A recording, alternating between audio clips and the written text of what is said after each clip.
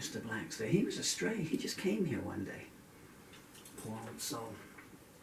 And you know how it is with Puss and all the other cats, you know, because I feel all those zillions of birds in the garden, you know, and the cats came in. Anyway, he was just there one day, and so as ever, you know, rather than him eating the birds, I got some, whatever, some kind of meat or something or another, and put it on a plate and took it out to him. He was just sitting there in the garden. And this is my first impression of Mr. Blackster, which just goes to show that first impressions are not always in any way correct. And he turned out, he just hissed at me. And I said, well, you know, hey, you know, be a bit more grateful, shall we? So I put him down that. Anyway, he obviously wasn't having a good time where he lived, which we later found out was just down the road. And so the next day he's there again. I thought, oh, hello then. And so I just kept feeding him. And I'm not quite sure how he first came in the house.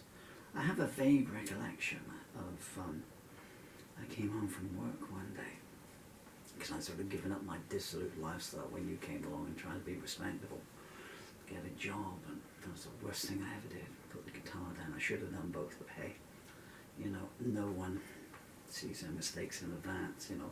If they do, they don't generally continue to do them. Anyway, he was in the house, and I'm assuming that, you know, the other person in the house had coerced him in, you know. And then, and he was, anyway, so he just started staying there all the time. And I think he just sort of stayed in overnight. The other thing we noticed was that a week later, we were absolutely covered in fleas in the house. Well, I had to get all this spray from the vet and everything, some special stuff. I think I was getting it from Amazon, actually. And just spraying the house, you know, fumigating the house, you know. And then we twigged, it's you, isn't it? So this wasn't even our cat, you know. So we ended up taking him to the vet and getting some kind of flea stuff to go on him. We later found out, whether it's true or not, I don't know, but because one day this young girl came up and said, that's our cat. I mean, he'd been with us like a month at that time and stuff. He'd been in the house, you know, living in the house and stuff, you know. Actually, I think in the first week, I think he used to sleep on the window outside, as I recall that. And then she said, that's our cat. And so, you know, someone just gave it to him. And I remember this girl, Mr. Blackster, I mean, he was, you know, he was a large cat. So I came home with Blackster too. Oh, this girl said it was their cat, so she's taken him on, you know. Anyway, the next day, he was back, and they'd gone. And I think what the girl said was that he was their grandmother's cat, and the grandmother had passed away, and they sort of inherited him, but I guess they didn't really want him and everything. And he was really not healthy, and he wasn't looking after. And this is one of the things where I hate cat collars. They put a cat collar on him, and he'd grown, and it was so tight that we took him into the vet to get this flea stuff put on him, and they put it on the nape of the neck.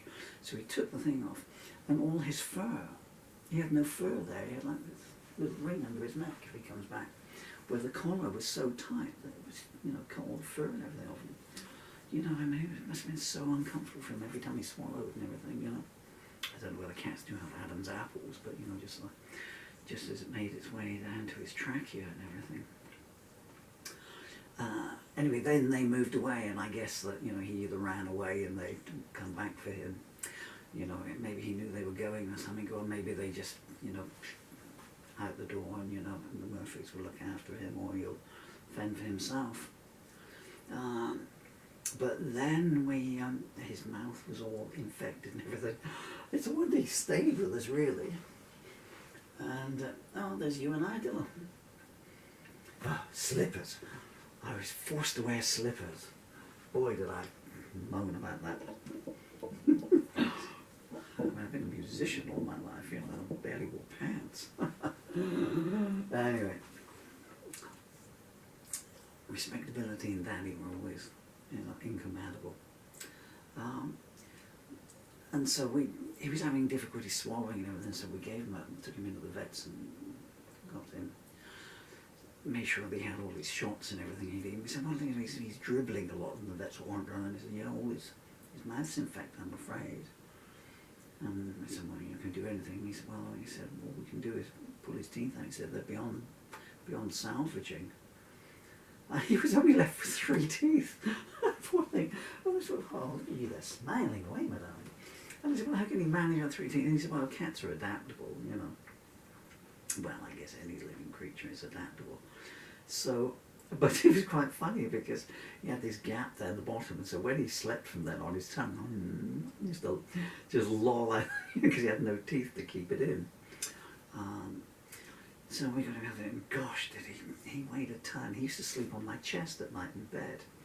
So I'd be lying there, and he would just come, and he had the loudest purr you can never imagine. I mean, it was so soothing and relaxing.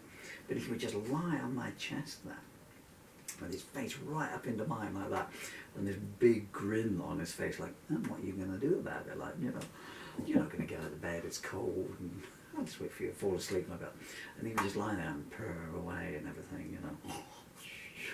You know, and I'm like, yeah, okay, well, I kind of want to do other stuff, Mr. Pusscat, you know. Nope, forget it, mate. And so I always thought of him as my first baby, or our first baby, you know, and then later on you came along, and then a little bit after that, your amazing sister came along. And then it just went downhill for all of us. For all of us. But anyway, so that's Mr. Blackster. He was amazing. What harmonica is that? A. Oh dear.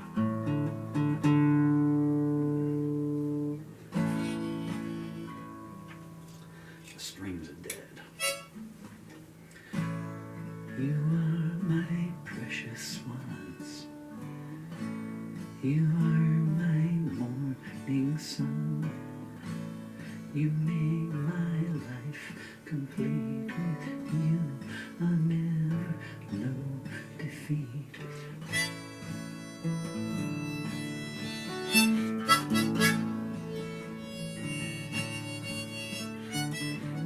Whoa, wow.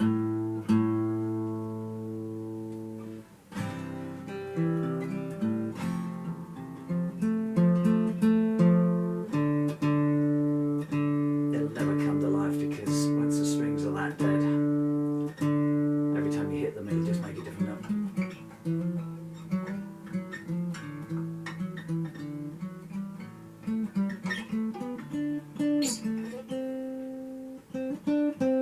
Have I done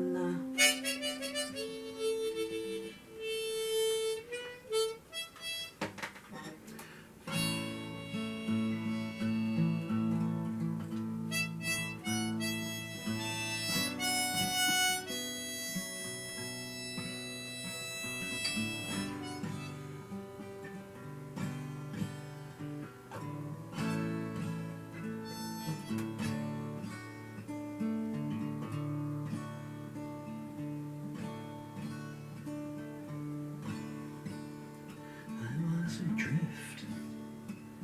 I miss the opening chords. I was adrift on life's ocean, searching for what I did not know.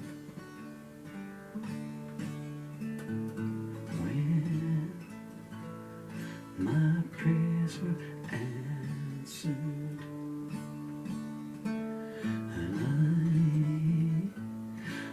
was blessed with you.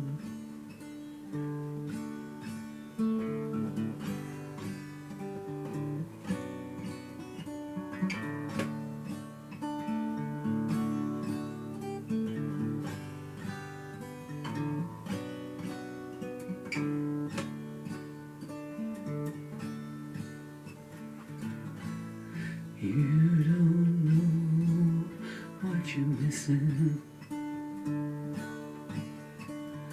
until you find what you're not looking for.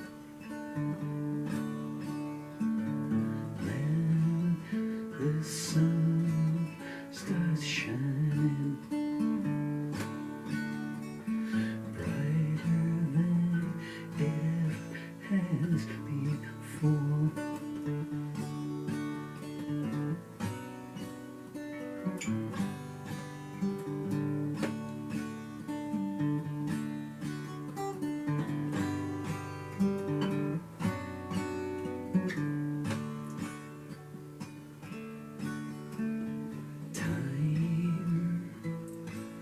It means nothing when you measure it up against love. One will last forever. When I go above.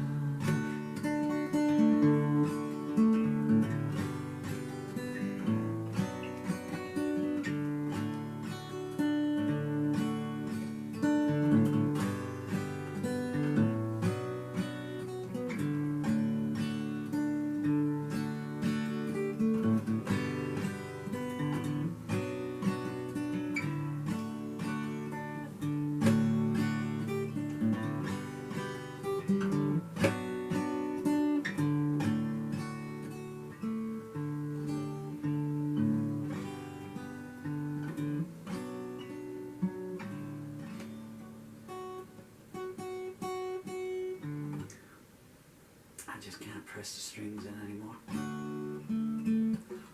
Well, that's an ignominious end to musical career, but I think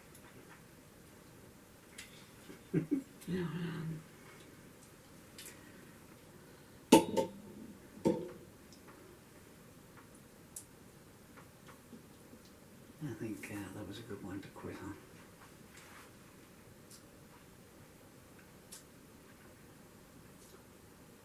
Singing the first song I ever wrote for you while looking at some of the first ever video of you. Well, it's certainly the first there is.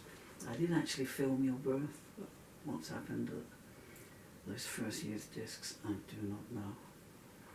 I found 120 of them and 4 are missing, including the one on front. I mean, I must say I filmed your birth that way. Yeah. You know, I don't want to ruin the surprise for you when you attend the birth of your own children, my darling, but stand aft.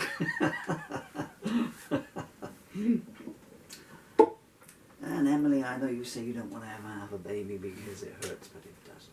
It's okay. People tell you that, but no, it's fine. And put it this way, an hour of pain for a lifetime of joy. That's got to be a good swap, yeah?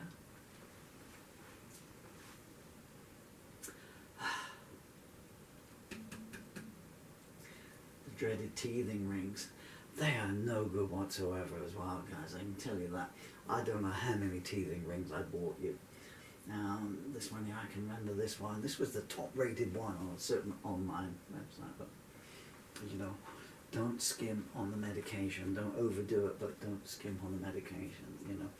And the gel is fine, but it lasts 5 minutes, okay? But love is the best way of going through it, you know, because if you can distract your baby, and this is what I used to do. There's a line in that poem I wrote for you, Dylan, which says, dancing, gums on fire, his teeth burst through, and oh, how I wished I could take the pain for you, instead for you, dancing with you in my arms, till the fire had gone, singing you lullabies till the dawn. And that's what I did. I just used to dance and sing in your room there. But it's not a good process when they come through, I'm afraid. Hey, I don't want to put it down for it. It's all worthwhile. It's all part of life's rich pageant, you know. And it just gives you an opportunity to hug your babies. Not that I ever needed an excuse, but you know, we will get busy. We'll make it. Oh well, you know, I've got this to do and the laundry to do or whatever. Forget it all. Forget it all. And I always did on the back burner. You know, when they're asleep, you can do all that kind of stuff, but never lose a moment when they're awake.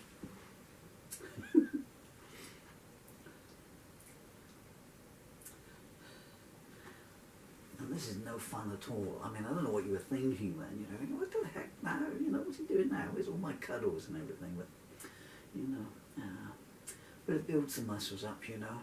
And then, of course, once you started, I mean, because you just went from that, it was always the same. Well, both of you actually, you sort of went from this, you know, like, what am I going to do here? I shall just be a statue.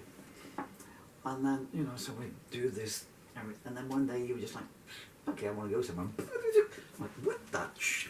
And you went, and that was it. And I was stopping you then. I went and had the problem of chasing after you and stopping you going on the cold kitchen floor and everything, like, you know. And it was the same when you were walking, like, you know, we're trying to hold you up and everything, and then you did that first tentative step on your own and everything, you know. And of course you went 2 and then down, and then up, and then you're like, I'm totally independent now. I can walk, don't need the old folks. And you, away you go, you know. And I guess at some point, oh, I can't book a can opener yet, and you know, I haven't got an online account yet, so I better be nice to the old folks just a little bit longer yet. But when weren't you nice? I could look at all this stuff forever. I'm sorry I couldn't play, guys. I wanted to put some music to it, but it's just not there anymore. I did what I could, you know.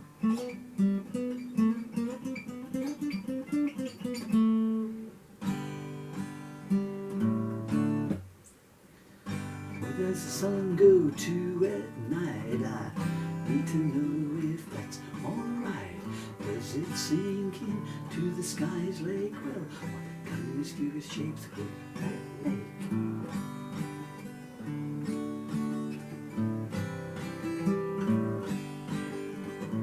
What secrets does the sun hold? Well, I guess I'll have to wait to be told. Does it turn into the moon? Well, I think I'll find out just about noon.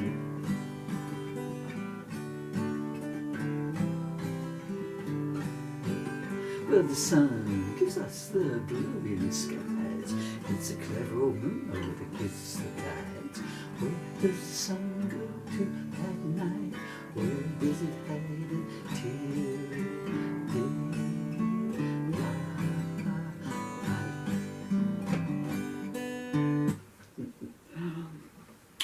Peace and love.